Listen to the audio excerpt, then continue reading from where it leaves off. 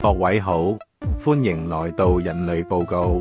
今次要探討的人類特質是不斷的決定，塑造着人們的人生，理解作出決定的心理機制，明白如何自主塑造人生。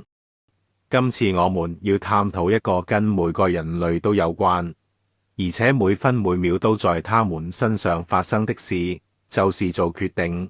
各位或者會想，做決定有什麼好探討？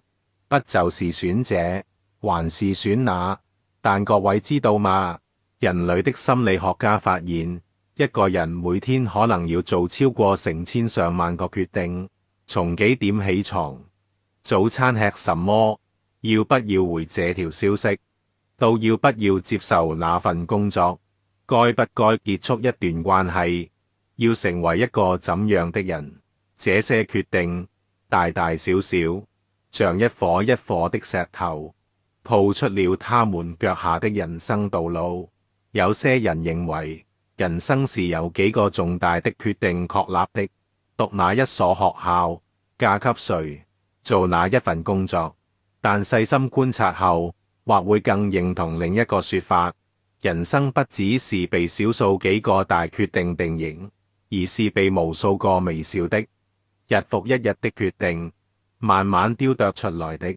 人類每一刻都在做決定，決定早起半小時，還是賴床到最後一秒鐘，這塑造他們的個人紀律；決定正面回應衝突，還是沉默忍受，這塑造他們的人際關係；決定把錢存下來，還是馬上花掉，這塑造他們的未來條件。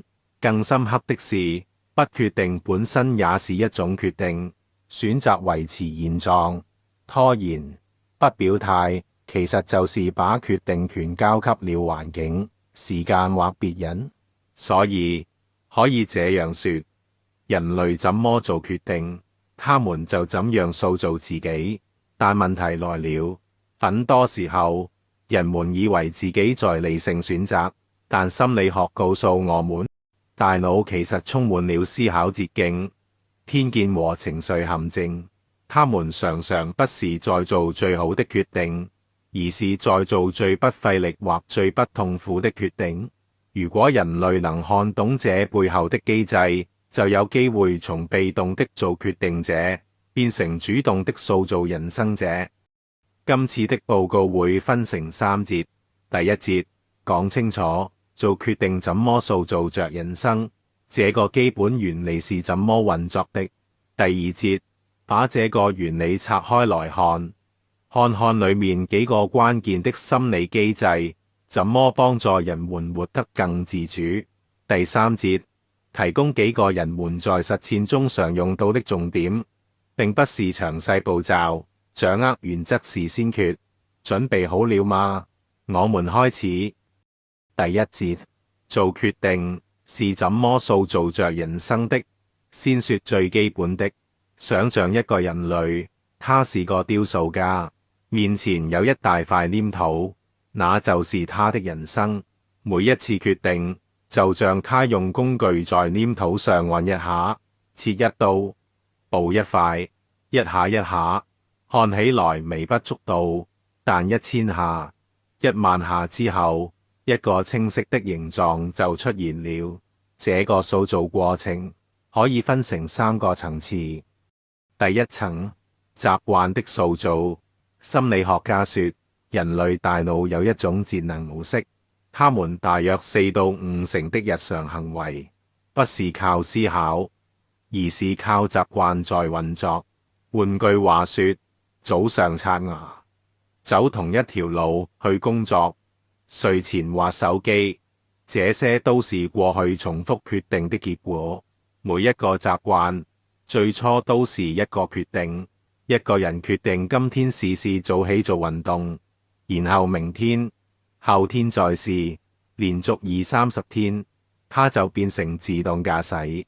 這些自動駕駛的習慣決定了他的健康、效率、情緒穩定度。第二層，身份認同的塑造。每次做決定，人類其實都在對自己說一個故事，例如面對一塊蛋糕，他決定不吃，心裏就有一個聲音：我是一個能克制的人。他決定吃，另一個聲音說：我是一個享受當下的人。這些小小的自我敘述，日積月累，就變成他對自己的看法，也就是我是誰。一個經常選擇勇敢面對困難的人，會逐漸長出果斷與自信；一個經常選擇逃避的人，會慢慢相信自己是軟弱的、無能的。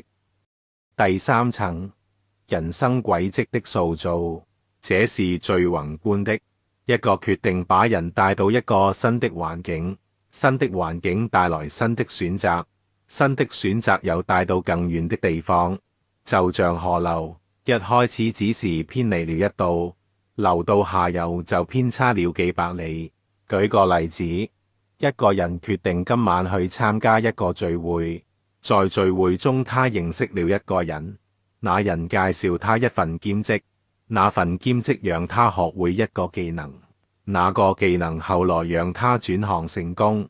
整個人生轉向源自於那個很小的決定，去那聚會還是不去。所以不要小看任何一個決定，因為你不知道它的連鎖反應會去到哪裡。基本原理講完了，接下來進入核心。既然決定這麼重要，那人類到底要如何看懂自己的決定過程？第二節，拆解心理機制，讓你看清人類是怎麼做決定的。為什麼人類常常會做出後悔的決定？為什麼明明知道該做這個，最後卻選了那個？因為大腦不是一台純理性的電腦，它有幾套內置的操作系統，幫人們省時間，但有時候也會把人們弄得團團轉。以下挑幾個最常見，也最影響人類日常生活的心理機制，與你分享。一、快思與慢想。人類體內住了兩位決策者。諾貝爾獎得主康納曼說，大腦有兩個系統，系統一叫快思，它像一個直覺敏銳、動作迅速的夥伴，看到老虎不用思考，馬上逃跑；聽到熟悉的歌，自動回憶起當年的事。它靠感覺、經驗和思考捷徑運作，省力、快速，但判斷有時可能有偏差。系統二叫慢想，它像一個冷靜、理性的分析師，做數學題、規劃旅程、比較兩份工作的優劣，都要靠它。它精準、嚴謹，但它很被動，不喜歡運作，因為這很耗能。大部分時候，人類都靠快思做決定。例如，看到貨架上限時特價，馬上放進購物車，這就是快思。他用了數量有限這個思考捷徑，但慢想並沒出場，所以他沒發現自己根本不需要那個東西。生活中許多小後悔，都是快思太快，慢想太被動造成的。二、對損失的厭惡。人類怕失去，多於想得到。心理學有個經典實驗，給一個人兩個選擇 ：A. 保證拿到500元 ；B. 50%機會拿到1000元，50%機會1元也沒有。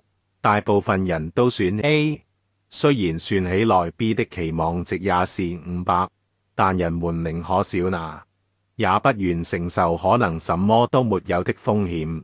但反過來問，你是否願意賭一把，有一半機會損失1000元，一半機會得到1000元嗎？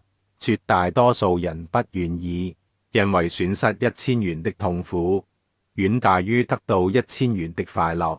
這就是對損失的厭惡，它讓人類過度保守，不敢換工作，不敢結束不開心的關係，不敢嘗試新事物。他們寧可維持現狀的痛苦，也不要改變的不確定性。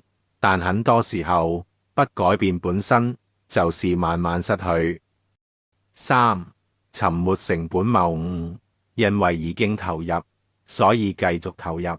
各位有沒有觀察到，一個人類買了一張很貴但很沒趣的電影票，看到中場已很想走，但心想錢都付了，結果硬坐到完場。這就是沉沒成本，投入的時間、金錢、感情已經無法收回，但大腦覺得放棄就是可惜，所以繼續投入更多。在人生裏，這很可怕。一個人可能在一份不喜歡的工作做了5年，覺得不做滿7年太可惜；在不健康的關係待了3年，覺得都忍了那麼久，說不定會好轉。事實上，過去的投入不應該影響未來的決定。他們需要問的不是我已經付出了多少，而是從現在開始，哪個選擇對將來的自己最好。4. 情緒與社會的影響，以為自己在做主，其實別人也在做主。心情好與差，決定會完全不同。飢餓、疲勞、孤單的時候，人類更容易衝動。短視。心理學家發現，法官早上判的假釋案比下午更寬容，因為吃飽休息後，情緒和意志力都比較平穩。另外，人類是社會動物，看到別人做什麼，他們很容易跟着做，這就是從眾效應。在網上，一篇文章很多讚，他們就傾向於相信它。辦公室大家都加班，他們就不敢準時走。心理機制不是毛病，他們是人類演化留下來的生存工具。但當人類想自主塑造人生的時候，他們需要先看見那些機制在背後拉線。第3節，如何透過實踐來調整做決定？幾個運作原理。接下來，我們不講步驟方法，只講人類在實際生活中歸納出來的重點。以下是幾個他們常用的決定心法，可以幫助他們在日常生活中漸漸調整自己。原理1：關鍵決定就要啟動萬想。人類會學着辨認什麼是高風險決定。買一杯咖啡，用快思沒問題，但換工作、結婚、投資、轉跑道，這些決定值得他們對自己說：等一下，我要開啟萬想模式。他們是這樣做的：問自己3個問題：我現在的情緒怎麼樣？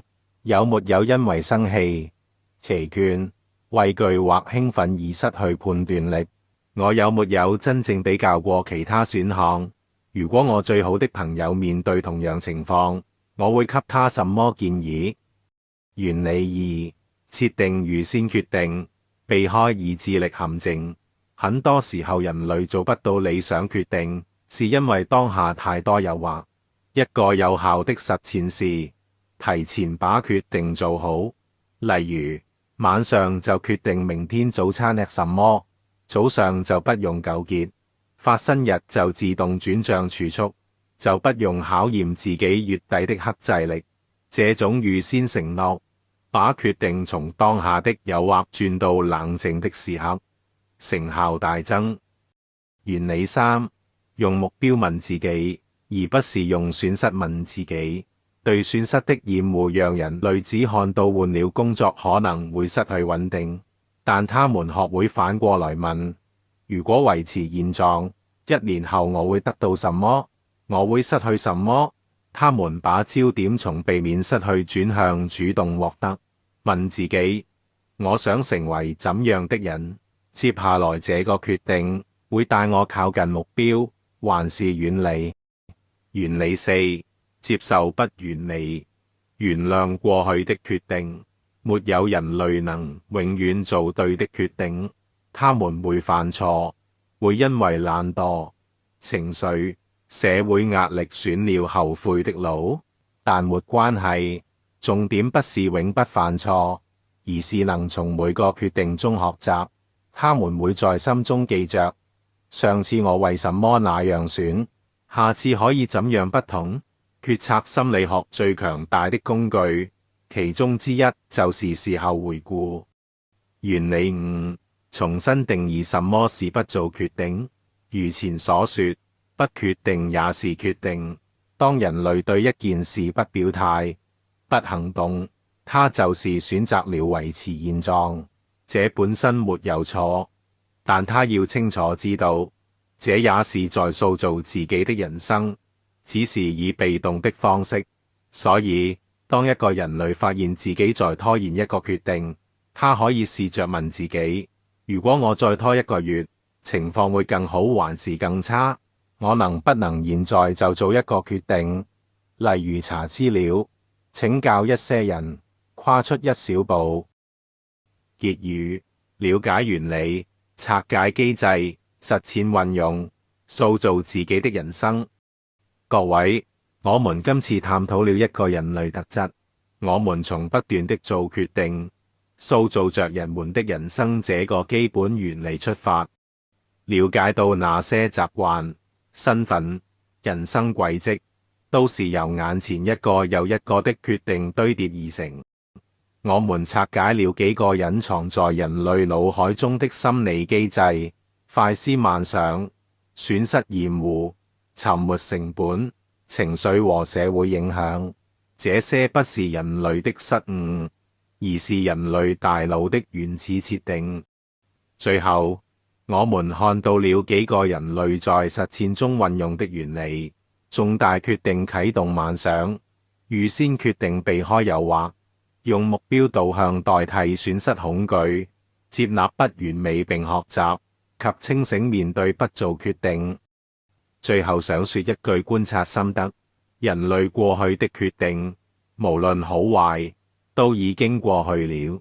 他們不用以此定義自己的未來，因為就在各位聽到這份報告的此刻，人類可以做一個決定，選擇把這段時間留給自己，選擇多一點了解自己。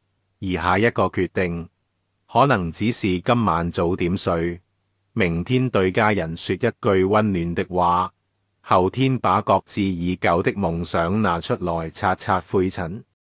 請千萬不要小看它，因為人類的人生就是這樣一步一步由他們親自決定出來的。今次的觀察到此結束，下次將探討另一種人類特質。